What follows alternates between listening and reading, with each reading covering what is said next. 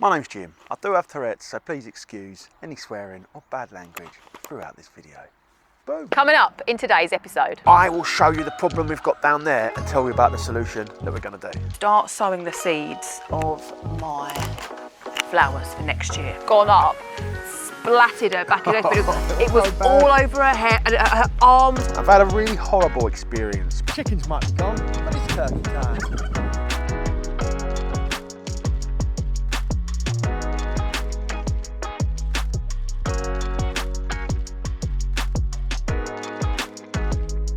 Testing, testing, 1, 2, 3. Testing, 1, 2, 3.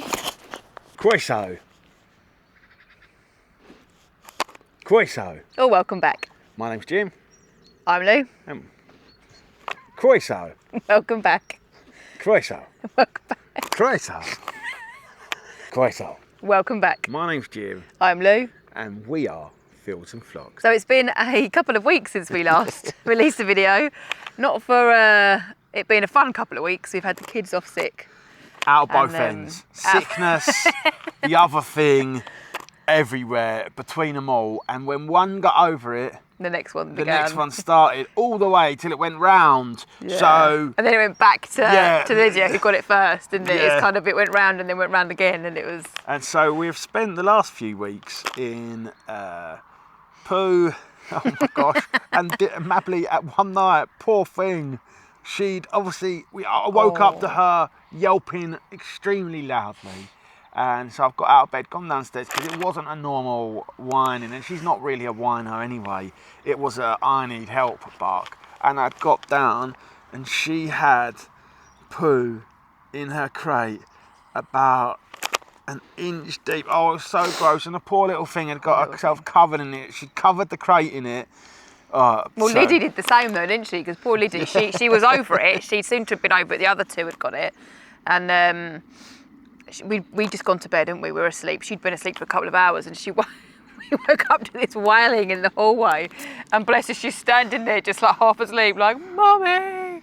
Because I can only assume she must have projectile vomited lying down, so it had gone up, splattered her back. But it was so bad. all over her hair, and her arms were drenched, her whole top. She was absolutely covered to the poor little thing. She's then in like what is her middle of the night, having to have like a bath where she's all cold. She's like, I just want to cuddle you, Mummy, and I'm just like, when you're clean, you can cuddle me. It's like, and poor thing, she had it really Poor bad. thing, 'Cause she was sick at one point. As she was running, she tried to run to the toilet, bless her, and she was sick. And we've got like tiled floors, so she slipped over, smashed her face on the floor. She was trying to hold it, but then as she ran into the kitchen, it just, you know, when you can't hold it, and it spurted out. And then as she spurted out, her legs just slipped, and she went flat on her back, banged her head, and then she's, oh, bless her, she didn't Poor have a good thing. time, did she? No.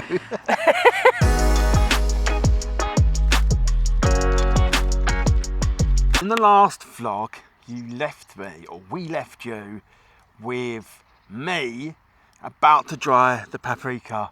And it came out really well. It's lovely. And Lou's also been doing more things in the kitchen, so let's just get cracking. Yes! The paprika is brittle now. It's been in for about 24 hours actually. I'm going to take it up now. I'm just going to get the seeds out. They should just fall out. So here's hoping they do. They're you cheeky bastard. Here's hoping they do that. And then I'm going to chuck all the rest in, blitz it up. We won't get much, but we will get some more another day. And then Lou is going to use it tonight for dinner. To get the seeds out, it's really easy because they more or less just fall out. So I've just been splitting it over this big bowl and popping the dry bits in there.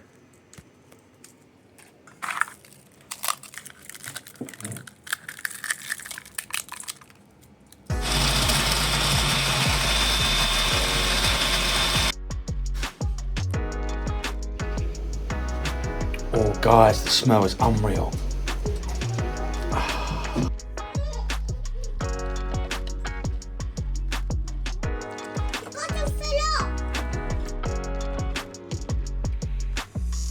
Look at these crazy things Lou is making.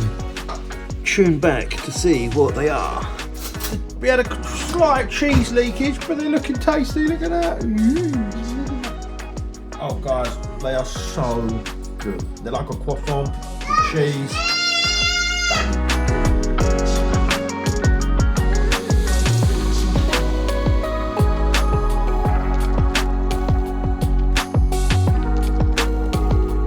These potatoes are doing really well and they are smelling just incredible. I never realised how nice a potato smells.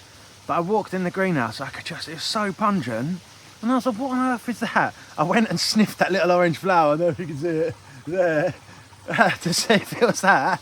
And I was like, it must be the potatoes. Put my nose in, got a whiff, and really delicious.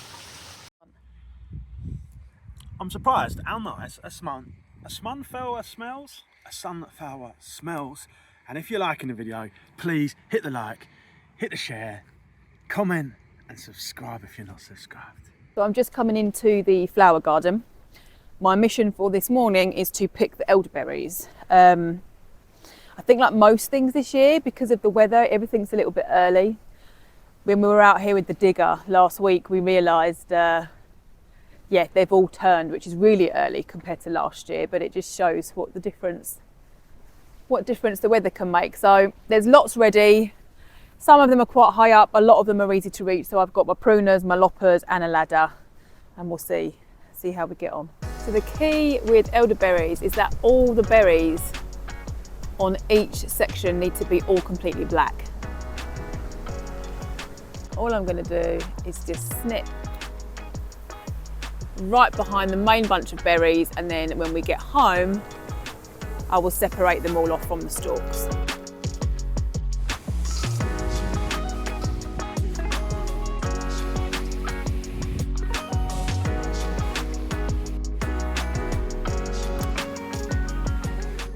So there is an example. You'll never get all of them black, or not every single one can be black, but as long as the majority are.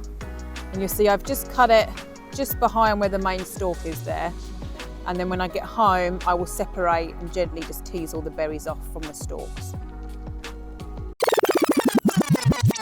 Get home I will separate and gently just... So while on the one hand you've got a lot of things that are coming to an end and you feel like it's coming to the end of the season. You got a spider on your face. Where? Oh.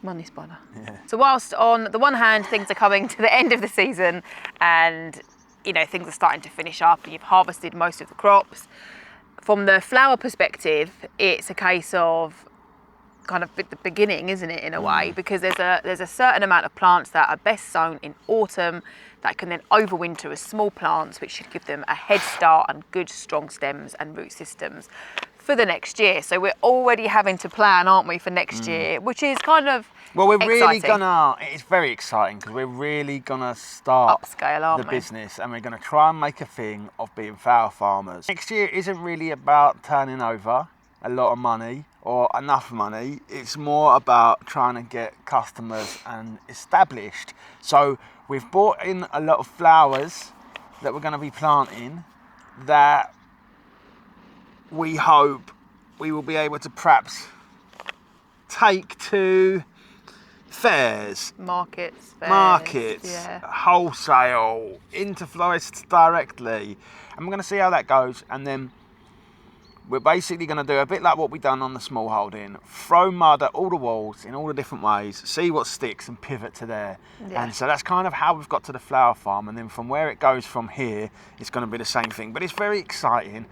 We've got some more developments later on about how the flower farm's coming along at the moment. But over to your seeds. Yeah. And while Lou was doing the seeds, I wasn't doing nothing. I was getting the elderberries ready. And if you haven't seen the short of us making our elderberry syrup, it's linked below, so go check that out.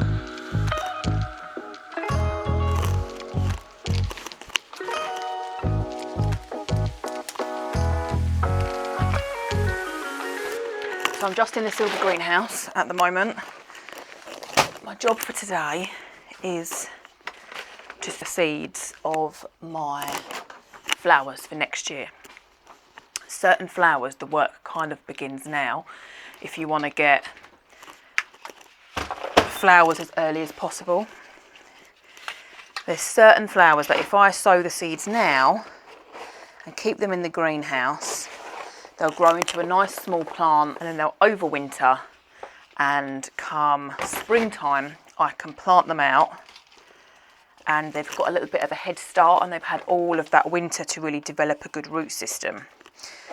There's quite a few plants which, if you can do it this way, they tend to grow stronger stems, which are better obviously for being a cut flower. So it's my first year doing this, and ow, that's a weed.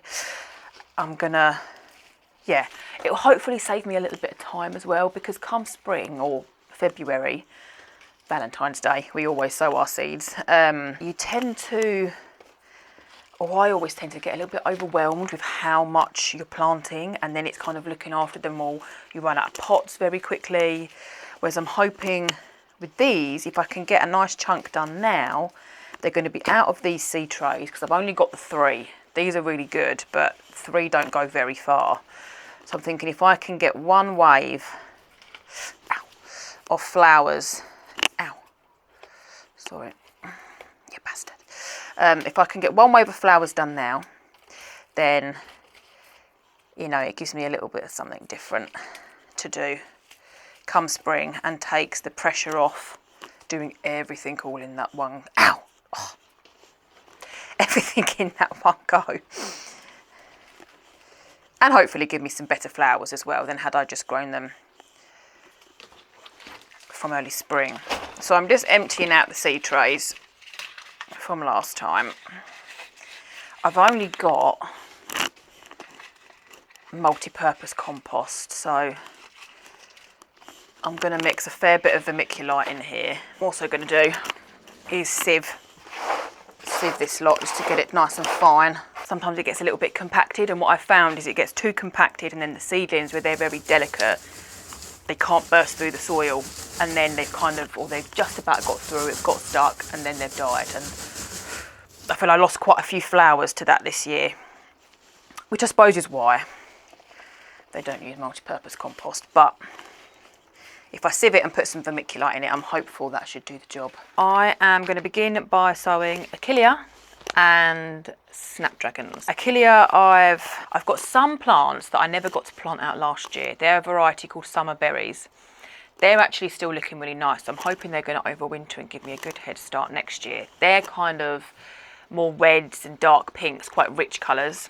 And then I've got a further 5 different types, yellows, pastels, one like I sowed last year, a white one that's small but double flowered, called Double Diamond. But I've kind of tried to get a real range of colours, because they grow so well, they last well in the vase, and they're such a good filler flower that it's one of those that I thought, to get me started from a bouquet point of view, if I just plant loads of colours en masse, hopefully that will give me real good sort of sustenance to my bouquets.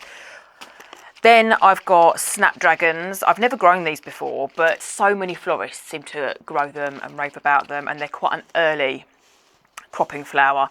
If I plant them now, I should get flowers late spring to early summer, which is the gap where there's not a huge amount around. So I've got 4 different varieties. Hopefully they do well, because they're such pretty plants that if they do, I imagine there'll be one that I continue to grow.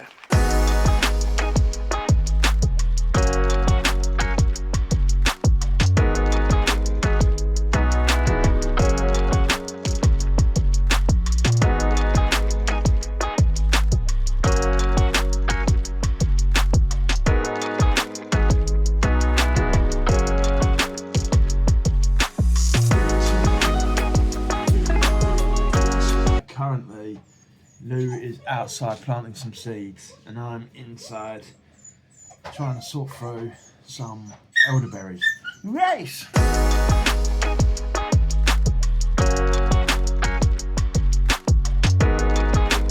I didn't quite realise with these snapdragon seeds, it said 100 seeds, and they are so, well, you can't even see them, they're so unbelievably tiny. I just hope they germinate. I always freak out with little seeds because they're so small. You think they're not gonna, how does that tiny, tiny little thing, the size of like a micro dot, become these big, beautiful plants and flowers? So I'm hoping with the snapdragons, because they're so kind of big and beautiful in their own right, I've got a range of colours. So I've got pink, ivory, lavender, and cherry blossom. here. So I'm hoping, even if they all grow well, even if I haven't got much else around at that time of year, I could essentially just sell bunches of, you know, 3 different colours of snapdragons. They're so lovely just on their own that ultimately, as long as I've got enough of them, it won't matter too much if I haven't got much else to go alongside them. Last flower I'm going to sow today is Amy, Queen Anne's Lace, Green Mist. Another one I've not grown before, but from research, another one that's a really reliable filler flower and looks really pretty and light and airy. So let's see, the seeds are a little bit bigger on this one.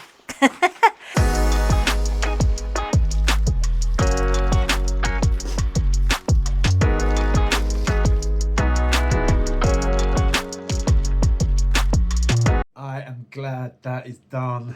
That took ages. There's a few left, but I'm not going to bother with them. And by a few, I mean, like, on the stalks maybe. There we go. I have my first 3 varieties of plants sown for next season. It's odd because you kind of do have to think quite far ahead, but it's also exciting because it makes you think of what you've potentially got to come.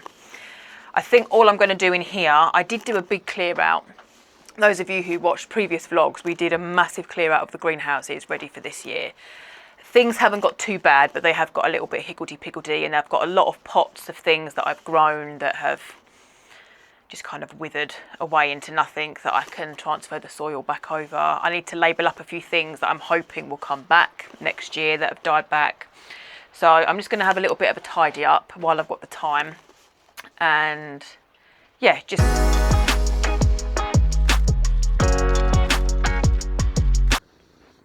It's funny because in the last Musings of Jim, I said something along the lines. I say in most Musings of Jim's, sorry, it's a bit of a heavy one. A heavy one today, guys.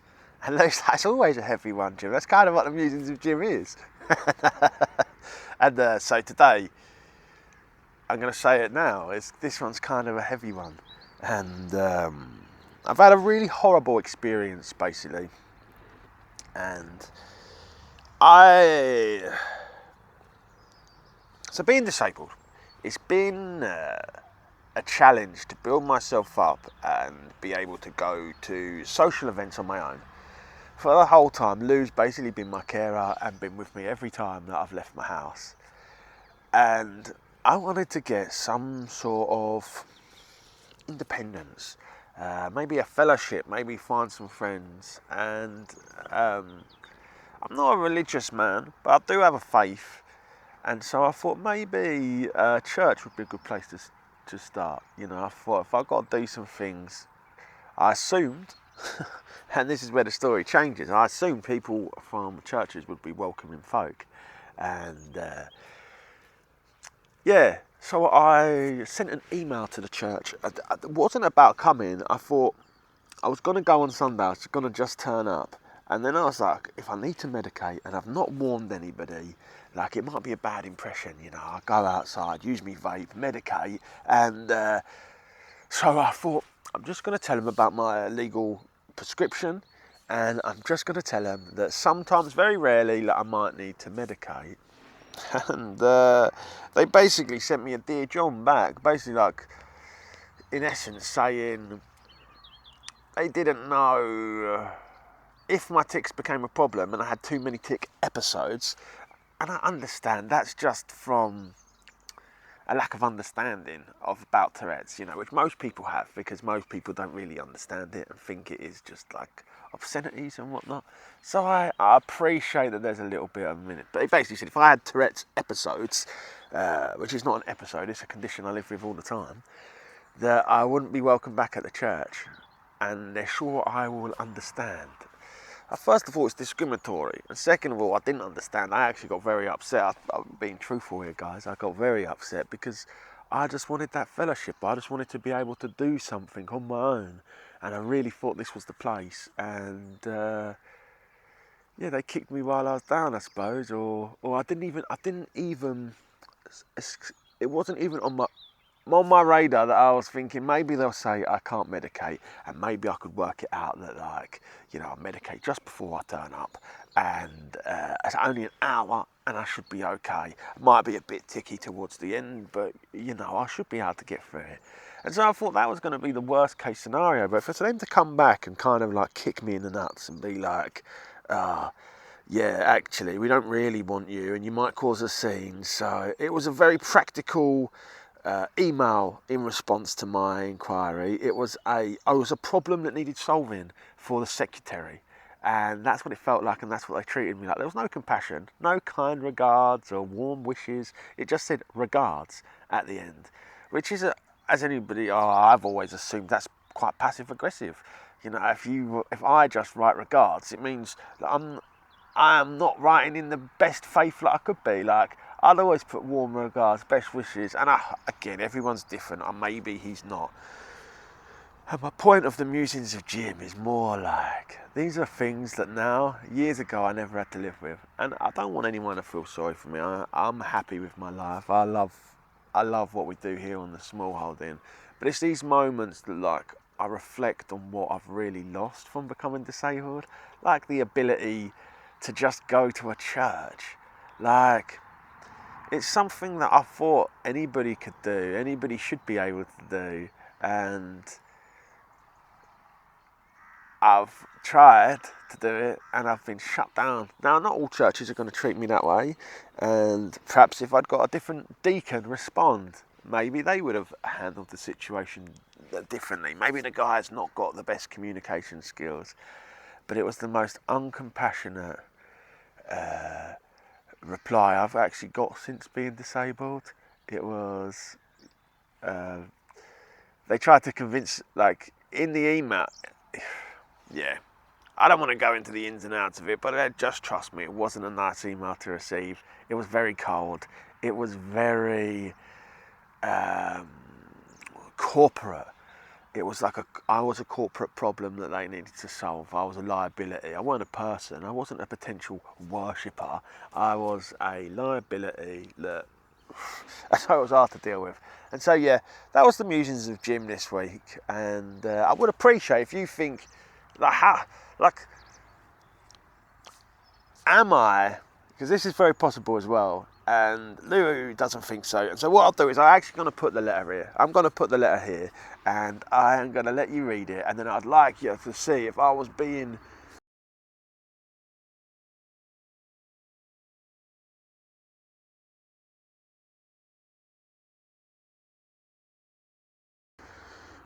over dramatic.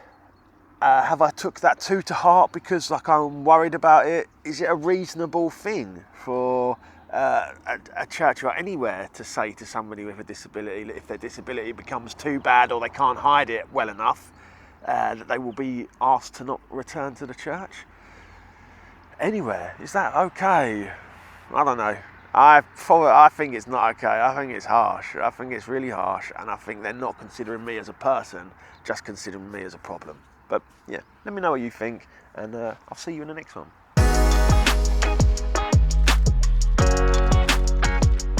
And before we get to the flower farm and showing you what we've been up to in there, I have put together a little montage of the nature cam. And unfortunately, it's not the clearest of footage, but we did catch something really special. We hope you enjoy.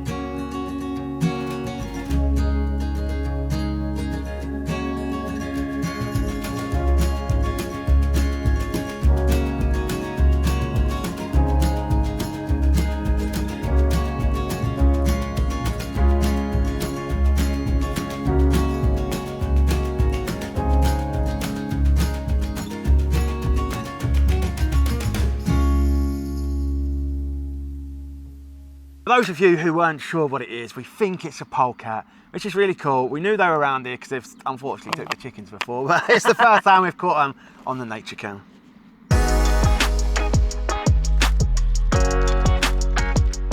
As we've mentioned, we have been doing up the secret garden, which is really exciting. However, one thing we're mindful of from when we've done other projects around the small holding is it's when you're changing the landscape a little bit, isn't it? It's where the water goes. Where the water runs off. So what we've decided to do, we had some French drains left over from another project, so we have been putting in some French drains, and we've dug like a mini pond and created a low point, just so when the rains come, because this side is uphill and it basically travels all the way down, both the kind of the secret garden and the front of the road, doesn't it? You get like little, we always say like it's like a mini river coming down the front of the road, so we get volumes and volumes of water. So that was the initial bit, was putting in the groundwork, wasn't it, and getting in the French drains. And then just starting to make the beds, really. We're halfway through. They're going to continue that this week, but yeah, it's starting to come together. We've made a start, haven't we? And I think my plan really is that I'm gonna cover crop, because it's such a vast amount of space and there's so many weeds and so many established grasses, and with the meadow I think you've got wildflowers that pop up everywhere, that I'm gonna cover crop it, one on the beds and one on the paths, and then overwinter it, and they can all then be a mulch ready for next year, and fingers crossed it will help keep the weeds under control, won't it? Yeah. Otherwise, well, except for the beds that we're going to be putting in loads of tulips. Yeah, but then the tulips, we didn't get many around the tulips really, did we? They seemed to, I think the leaves kind of cover them a bit. But yeah, it should certainly help with the battle against the weeds, because otherwise they just take over so quickly, don't they? Yeah.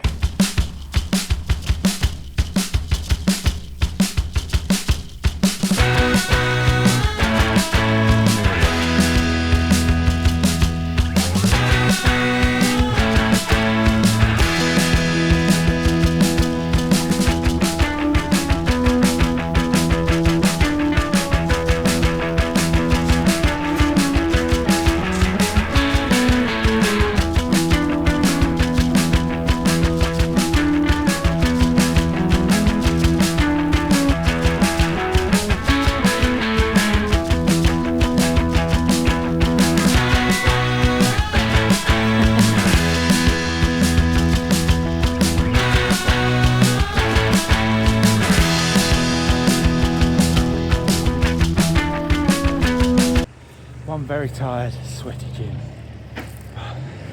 7 beds now done.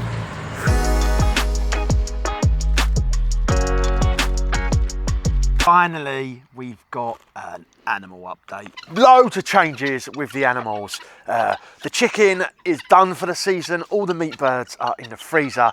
And if you look, we have a freezer chock-a-block full of meat at the moment. So it's been a fantastic summer. We have learned to do it better, and yeah, we've got a few issues in here, to be honest with you. We have a problem with the eggs. Now, I don't know what's taking the eggs, but we're getting hardly any, and I mean hardly any. You see, I've got 20 laying chickens here, and I'm getting like 1 egg a day, if that.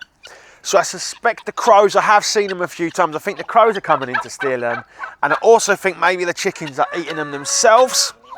So, me and Lou, a project that we're going to do this winter is we are going to buy a nesting box that actually, the eggs roll away so the chickens and other animals can't get to it. So it should, one, keep our eggs cleaner, because with the weather here they do get a bit mucky when it starts to rain, and 2, so look, we've got no losses like we are, because it's very frustrating. We've got all these birds and we're getting no eggs, because at the end of the day the only reason we have the chickens, these egg laying chickens, is for the eggs. And so yeah, now join me down by the pigs before we go see the new turkeys, and I will show you the problem we've got down there and tell you about the solution that we're going to do. So the problem we've had in the pigs, guys, and some people did comment on our pig video this, like they knew, and it's one of those things that when they said it, I thought, oh, we'll have to see how it goes, but they were bang right, and this pen is not suitable for the pigs. They do luckily still have a fairly dry area inside their bed, but as soon as the rains have come, you can just see it, it's a muddy mess.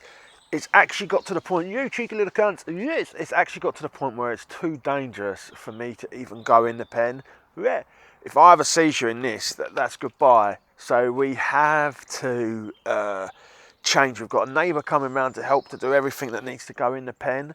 So pulling the drinker out to wash it off it twice a day. So luckily we've got this neighbour to help. But what we're going to do is build a polytunnel over the top. Most of you will know this year we were supposed to get sheep and it got put on the back burner, but next year we're going to hopefully get some sheep. So we were going to build a little sheep enclosure down the bottom beyond the pigs there. So what we're going to do is we're going to get a polytunnel, they're an animal shelter polytunnels, and we're going to put it from about here so we've got enough room to get any repairs in, and it's going to go over the top of the pig enclosure, quite a bit wider to be fair, and then we'll use it as well to house the sheep. We'll put a milking station in there because the reason Lou wants sheep is because Lou wants to make milk and cheese. You know, all the other animals have kind of been what I've wanted, so I think it's about time Lou got what she wants as well. As for the enclosure, we will be putting it in. We're going on Thursday to buy it or potentially buy it, and hopefully they'll be able to get it in this year, but we have left it late because as soon as the winds come, there's no chance of them being able to do it this year, so it might be in the spring. But we've only got the pigs for another 2 weeks, so it's not going to be too much of a problem, and we look like we've got nice weather for a week, so I'm hoping it dries out and I'm hoping they get a bit of a better life. But we are not going to do this again. We are going to make sure that they have dry conditions all year round, and not just for welfare, which is obviously our number one thing, but also for safety. But yeah, the pigs themselves are happy. They love the mud, but it's the long-term damage it can do to their hooves, I was reading, of being constantly submerged. And obviously you want your animals to be living the best possible life. So as well as that, what we are going to plan on doing is next year making a couple more beds, and we are going to use this inside the polytunnel as training. We're then going to move the pigs over to the fallow bed so they can dig around in the bed, and then when the rains come back for like that September, October sort of time, we'll bring them back down inside the animal shelter polytunnel. And yeah, so that's the plan. So loads of exciting stuff to come. We'll obviously bring you along for the whole ride, but it's been a journey. They've been very happy, healthy pigs. We're going to use the same breeder next year, so we'll use the same type, just because I've been really pleased with them and I've already put in an order.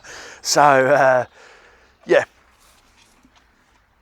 while the sheep will have their rain shelter over there, we're going to divide this area from all the way over there, all the way over here into 3 pens. So we'll be able to rotate the sheep we've got, and then the milking station and the dry barn for winter time will be over there. Now, turkeys, I'll show some footage of them first arriving. The chickens might be gone, but it's turkey time. The turkeys have arrived. You feathery bastards! First time on grass. They are loving exploring. Turkeys are such curious animals. Like, I really enjoy keeping the turkeys and getting them from like poults. I think that's what you call a turkey. If it's not, I'll put the correct term on the screen now. They've been here for about 2 weeks now, and they're doing really well. They're better than the meat birds because they're actually going to the coop all on their own volition every night, like the chickens, so there's no running around catching them. They don't go through nearly half as much food and water, so they're a lot easier to look after. So it really feels like the end of the season's coming. We've got 4. One of them belongs to a neighbour that's been helping me out, like I said. We're just letting him keep it here, but that's his turkey, and then the other 4 are ours.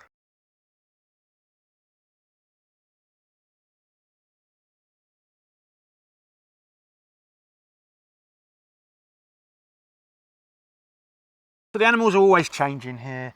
It's forever moved. It's going to be sad in a couple of weeks when the pigs go. That is going to be a first experience for us. It's going to be... Is clearing out the bloody freezer, so we've got space to put it all. We're aware, and me and my dad watched a video, didn't he, of like some guy, did he do 2 pigs or was it one? Yeah. He did 2 pigs and he had it all laid out on the table, and my dad was just like, oh my gosh, like where we're going to put it all. So we're also in the process of it's trying to prepare for the unknown, isn't it? Because we don't really know what to expect. You've got a rough idea in your head of what it's going to be like, but it's always different. And yeah, you can't. I think until that first time, you can't really imagine the size and amount of meat you're going to get. So we need to defrost one of the freezers and try and reorganise things and have a sort out, because yeah, and we're going to bring you along for it. So don't worry if you are interested in how much meat 2 pigs is going to get us. You know, it's only a couple of weeks, and we will both be making a video exclusively for it, for the day, what it's like, our thoughts and feelings, and we'll also include it in a vlog. So make sure, if you're not, you hit the subscribe and the like, and we will see you in the next one.